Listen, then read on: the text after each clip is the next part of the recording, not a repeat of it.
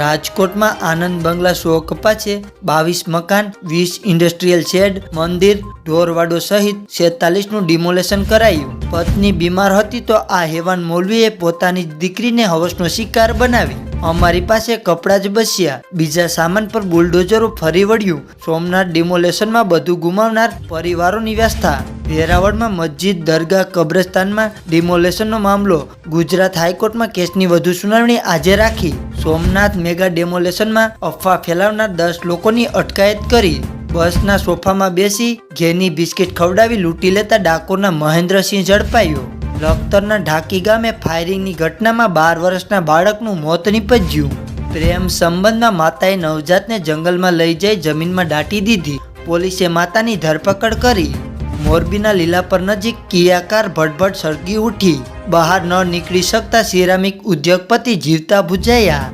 સાબરકાંઠાના પ્રાંતિજમાં 1.5 કરોડની લૂંટ. અકસ્માત થયેલી કારમાંથી 2 થેલા ભરેલા રૂપિયા લઈને લૂંટેરાઓ ફરાર થયા. મેરઠમાં પિતા અને ભાઈ બન્યા હેવાન. 8 મહિના સુધી સગીરા પર આચર્યું દુષ્કર્મ. પીડિતાની વ્યથા સાંભળી પોલીસ રહી ગઈ સ્તંભ.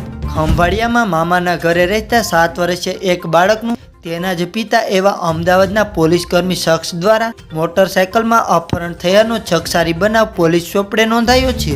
વડોદરામાં પુત્રવધુ પર દુષ્કર્મના કેસનો આરોપી ઝડપાયો. 10-12 દિવસથી ફરાર આકાશ પંચમહાલથી ઝડપાયો.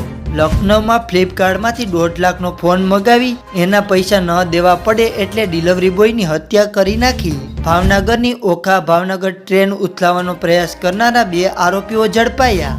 સોમનાથમાં આખરે મેગા ડેમોલેશન પૂર્ણ. 102 એકર સરકારી જમીનમાં ફેન્સિંગ કરાયું.